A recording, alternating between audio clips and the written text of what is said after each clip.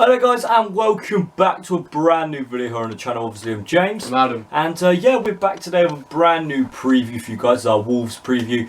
What's this, the 6th, 7th or 8th? Yeah, We've done loads over the pre-season and 3 so far this season. So yeah, we're going to crack straight into it as always, do our team sheet, do our score and the rating out of 10. If you haven't already, don't forget to put your predictions down in the comment section, obviously for our prediction league over on the Tilehurst end.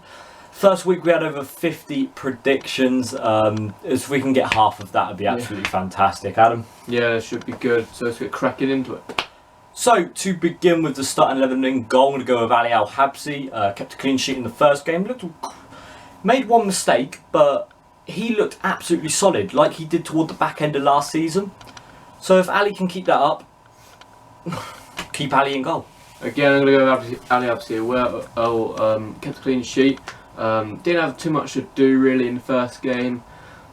Second half he did. Yeah, second half, made a couple of good saves. But yeah, I'm going to go Absi in goal. In the right back position, I'm going to go with Tanai Watson. He's been outstanding the 2 games he's played.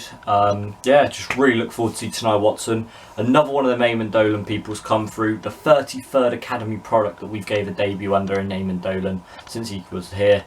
Tanai Watson looks outstanding in the last 2 games. I'm going to go with Tanai Watson again. Again, he was fantastic on Tuesday when he against Plymouth. Played fantastic. Definitely showing good potential, isn't he, for the club. Again, came for the academy, so that's always good to see. So I'm going to put Tanai Watson in the right back. I'll go in centre back position. If we've signed Liam Moore, I said this last week as well, put Liam Moore in the squad. If not, Joey Vandenberg and Paul McShane. They both played really well. Vandenberg maybe is a little bit aggressive and a little bit has a mistake in him here and there, but he looked alright every time he's played, so might as well stick Vandenberg in there. And obviously Paul McShane, don't really need to explain it, he's the club captain after all. Yeah, again I'm going to go with Joey Vandenberg and I'm going to go with Paul McShane. Played fantastic, both of them. As you said, Joey Vandenberg, he did sort of want to push forward a bit, he did get out of position, but he played very well, so I'm going to put him at centre back alongside Paul McShane.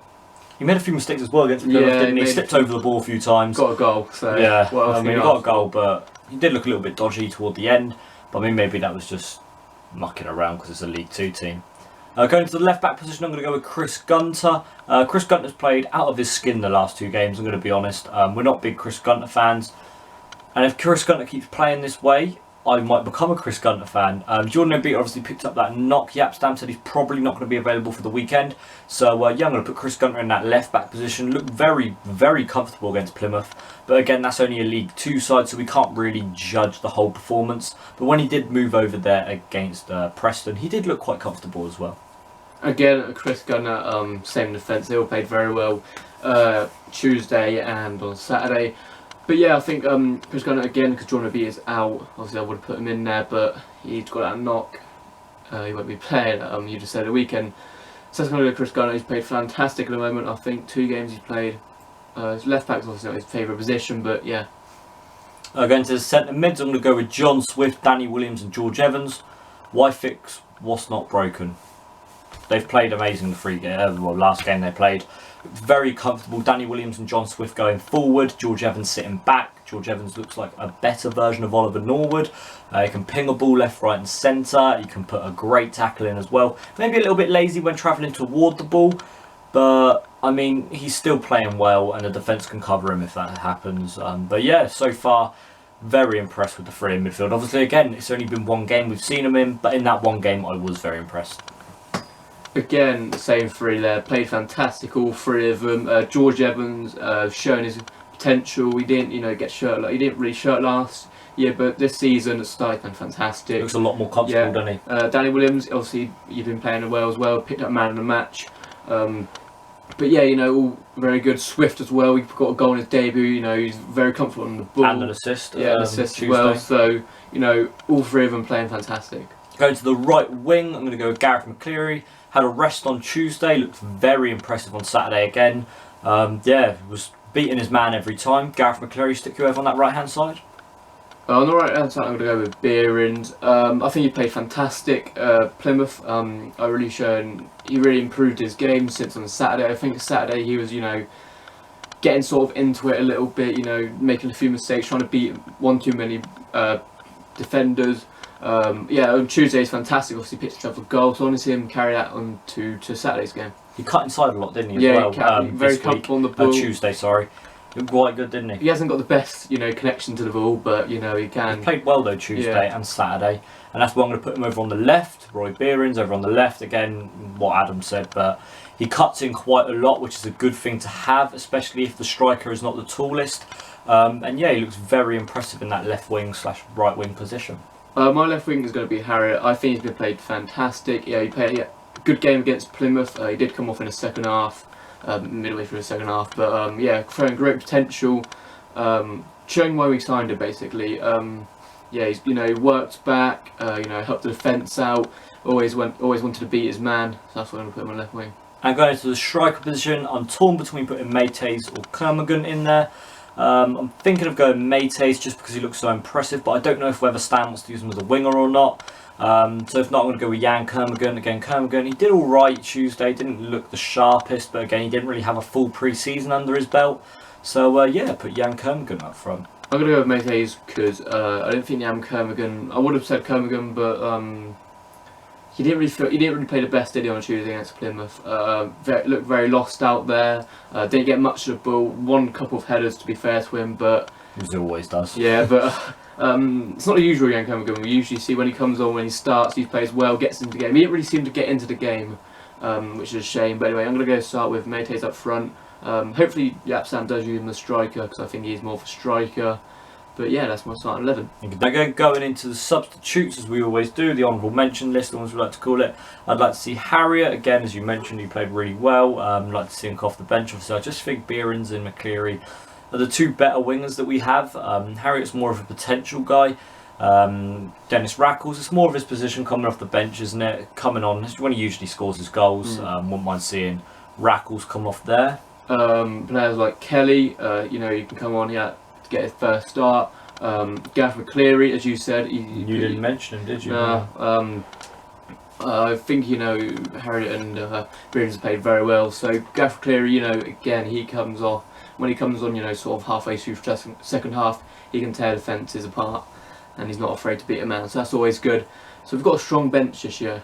We've got more of a not a Deadwood squad. We've got more of a lighter squad as well, which I like to see. We've got a mix of academy and senior squad players, which I kind of like to see. Got rid of some of that Deadwood, like the names of Cox and Ferdinand. You know, they are, you know, they were good players, but sort of, you know, they're getting on a bit. You don't really want to. And that's kind of like what I like to see as well. It's kind of like why I liked when we got rid of Norwood. He was seen as like one of the negative players that we had in the squad. Obviously, he was a bit more, some people like him, some people don't. Most of the time it passed sideways, even though he had the most chances created in the championship. But no, he was more of a negative player that we had at the squad. He'd kind of never been there when we've had the fresh bang, yeah, we're doing well. Whereas I feel like the players that we have now have experienced the good side of Reading and are new. Like Evans is new, he's still only signed in January, so he's newish. Behrens, McCleary's had success at the club, Gunter's had success, Paul McShane, he's still only been here a season, but he's had that experience of winning things. Like the players that we've got rid of, Norwood, when has he ever won anything apart from what, player of the month at Huddersfield or anything like that?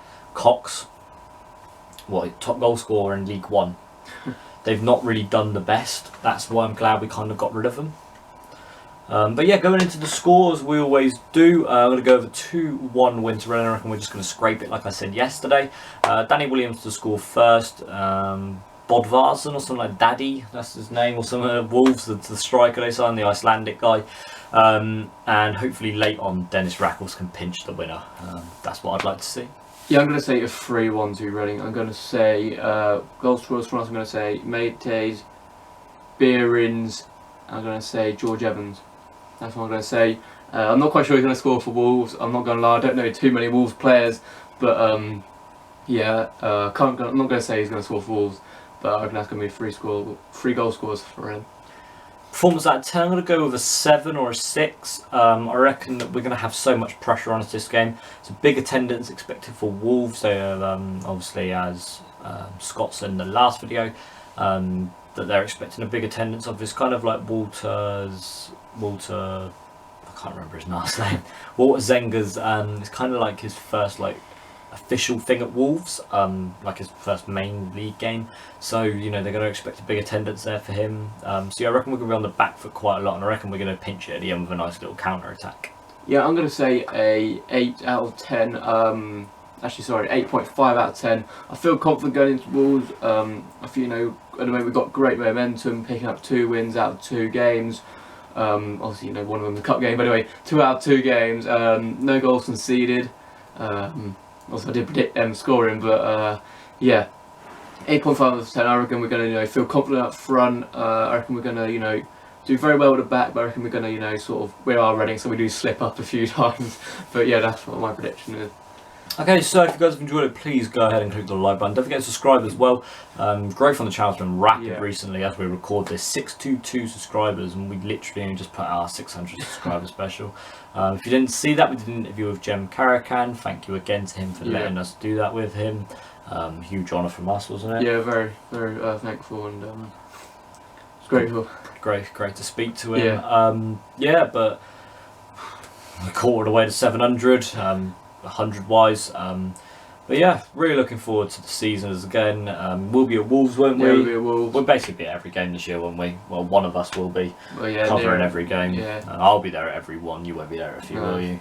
But yeah, that's gonna be it for today's video, guys. Hope you have all enjoyed it, and we'll see you guys in the next one. I've been James. I've been Adam. See you in the next one. Peace.